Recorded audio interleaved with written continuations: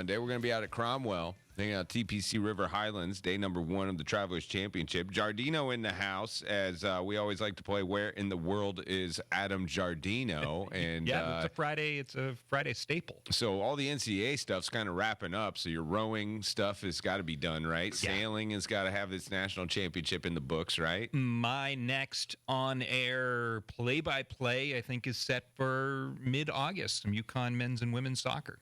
The weeks leading up to August 31st kickoff between UConn and Maryland. So last time you were on the airwaves in the UConn Sports Network capacity, you were in Oklahoma watching that Hook C team, Coach Pender's UConn baseball team, win the NCAA regionals there. They went on to Florida State where they fell 2 games, didn't even need the third one. They got blasted on Friday, 24-4. That was kind of a record in the wrong way.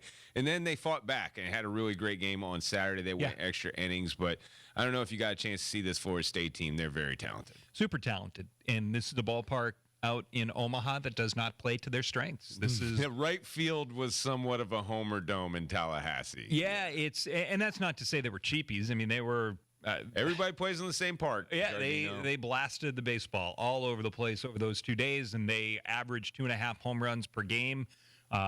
It's just TD Ameritrade ballpark out there in Omaha. It is built for pitching and speed in the gaps. And this Florida State team, they were the last undefeated team in college baseball this year. They were the number 1 team in the country for a couple weeks in a row. They can do it. That's not to say that, if you just hit a bunch of doubles instead of a bunch of homers, but there are definitely ways in which the field is leveled. This is an incredibly talented Florida State team. I'd say they are, out of the 8 teams left, probably one of the top 3 or 4 talent-wise, but it's not necessarily talent that is conducive to this specific ballpark that they're about to play in. So they'll take on Tennessee later on today. Omaha has already begun as North Carolina's playing Virginia. This one, what are we in? Bottom 4, going to the bottom of the 4th, tied at 1 apiece. We were talking to Dom Amore right after the Super Regional ended. Totally agreed with him. Was just asking a lot of people other than Dom as well, and everybody's kind of got the general consensus when the question is, what does UConn need to get over the Super Regional hump? And it's starting pitching, like a couple of lights-out guys that some of these other programs have that UConn has not been able to score. Now, they used to score these kind of guys all the time. We have several pitchers in Major League Baseball, and not to knock Cook or Quigley or Co. either. I thought they had fantastic years. Quigley with a spectacular performance in Oklahoma. 124 pitches. That was something that he's going to remember for the rest of his career, rest of his life. But still, like, the one question I have as far as baseball goes in the NCAA, I know this about football. I know this about men's basketball. These other schools, man, SEC, Big 10, Big 12, what have you, they're going to have even more money than they already have right now. And already they are paying significant prices for some of these superstar athletes, including on the baseball side. Is NIL, I know it's a situation with Coach Mora and his team. I know Coach Hurley has been screaming the NIL praises and trying to get more money in the coffers for the last 3 years ever since it became legal. Coach Pender's got this problem as well over there where he might need some NIL money to get some of these arms in the house. Yeah, I think the biggest way that NIL can come to pass for UConn in baseball is, honestly, it's a way that I just keep thinking back that over the course of Jim Pender's time, the one athlete that has gotten a full ride in baseball because you are severely limited by scholarships. Let me explain that to people because people don't know. You have like 13.1, I think is the number. It could be a little bit higher, a little bit lower. I might be missing it. But that is for the entire team of typically 26, maybe 30 guys. That's the traveling roster. So you got to split. 40. Yeah, you figure 40 guys. And you need to split those scholarships up. You can't just like give one guy a scholarship. You can. But that only leaves you 12 now for 39 guys. So you got to give half scholarship, portion scholarships, and try to divvy that out as best as possible. And like you're saying, some of those guys that get the full rides for baseball are few and far between, and they're special. George Springer. That's it. That's the guy. And so he got a full ride for 3 years. And the discussion that I had was with Corey Morton's father and talking about how you can recruit in-state guys. And now this is not NIL, but you can recruit in-state guys and say, if you're from Connecticut, you should want to play for the flagship institution first and foremost. But if you're going to go, if you're a Connecticut kid that wants to go to North Carolina, let's say, Ben Kasperius, right? He was a huge in-state pitcher, went down there, and frankly, seems like he's on a trajectory right now in AAA that he might be making the big leagues with the Dodgers at some point out of the bullpen this year. But for Kasperius, right, UNC, they're in the College World Series right now. They've had a pedigree of being this incredible program, but he went down to North Carolina with whatever it was. Say it's a quarter scholarship. That quarter scholarship, he is still paying more out of pocket at North Carolina than he would as a non-scholarship athlete at UConn. Because he's out of state. Out of state. And so there is a way to leverage in-state kids, and that is something that Jim Penders is really good at working. Yes. That is very different than NIL, and that's making no mistake about it, and that these SEC schools that continue to have an overflowing cup of media money coming into their coffers, to give the baseball program, here's $1 million worth of NIL, right? And that's a fraction of the $30+ million a year that SEC Network gives these programs. That's huge. UConn doesn't have $1 million a year to just lop off to the baseball team to start throwing around on top of their 13 scholarships, whatever it is.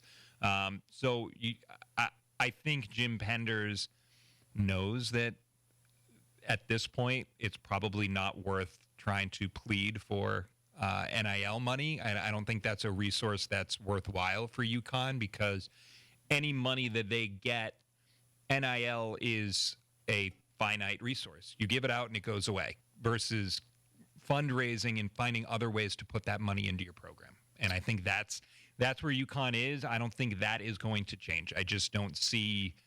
And I think that's the approach that Jim Penders is taking, is just thinking, okay, so, this is just the way that life is for UConn baseball. It's just one more hurdle in a landscape full of them.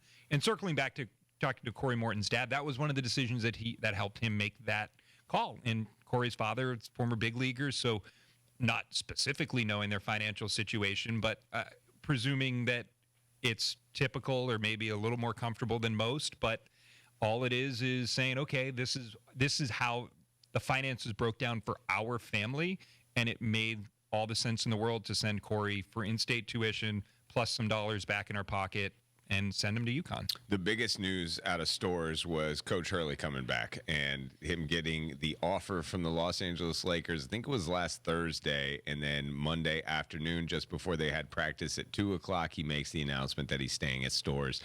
What are your thoughts there? Where were you when you heard this, and what was your initial thought when he's like, oh my gosh, we might be losing the head coach, Coach Hurley?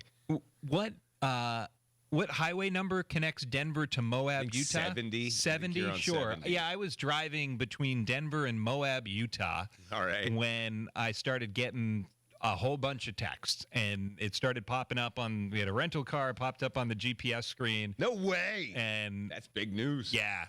The first text was from a college friend, Jared, and it was just yes with 17 S's. So I did not know. So this is Monday. I did not know. There was no context to it, but it was a group thread with him and two other buddies. It was 4 of us, and we'd been talking all week about it. So it was, when that text came through unprompted, I knew what the news was going to be.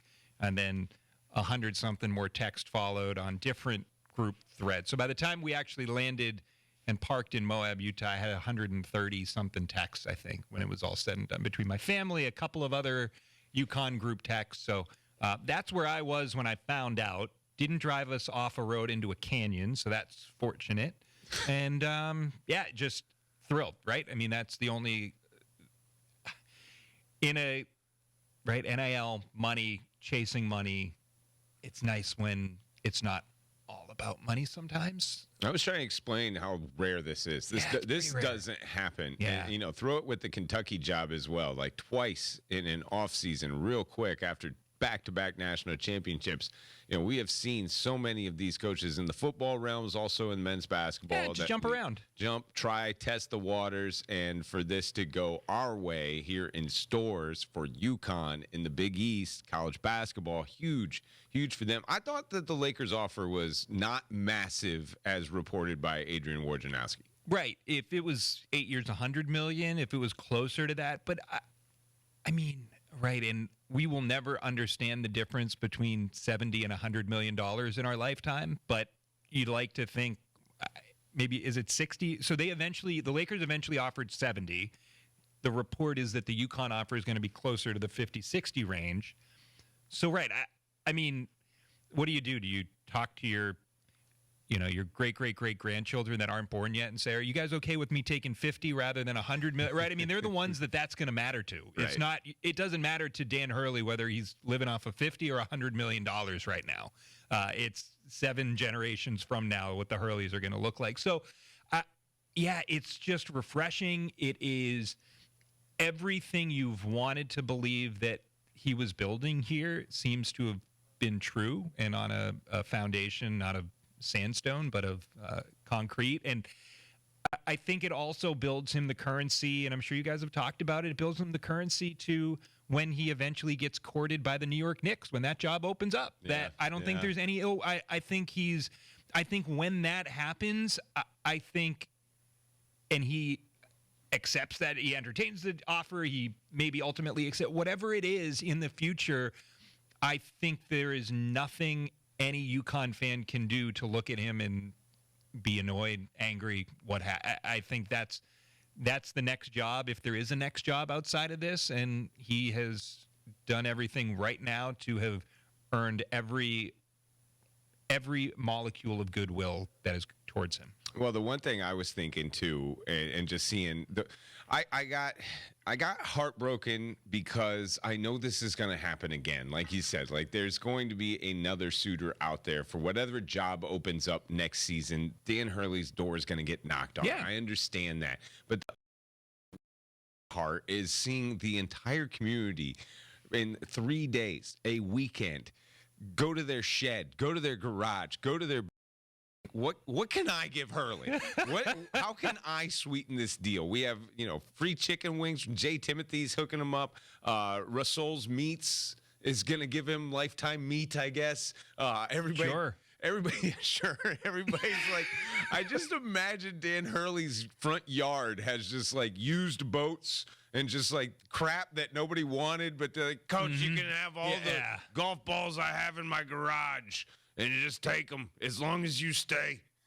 And he's just waking up with meat sweats because he had 8 hot dogs the night before. Because, listen, when you talk to Nick Saban, you ask him about his contract, that's one thing. But you go look at his house and who's paying for that and all the other stuff he got as an Alabama head coach that was not a part of the contract deal. You start scratching your head and think, all right, we need to get into this game, too, with our coach Hurley. We'll make that the first dibs question of the day. Coming up next, and I got a couple of more to throw at Giardino as well. What would you give Hurley to keep him here forever? Is there anything in your garage that maybe Coach would want? No, I got an answer. All right, Giardino's got an answer. I've been thinking of this for the last week, so I got a couple things as well. When we come back, first dibs question of the day.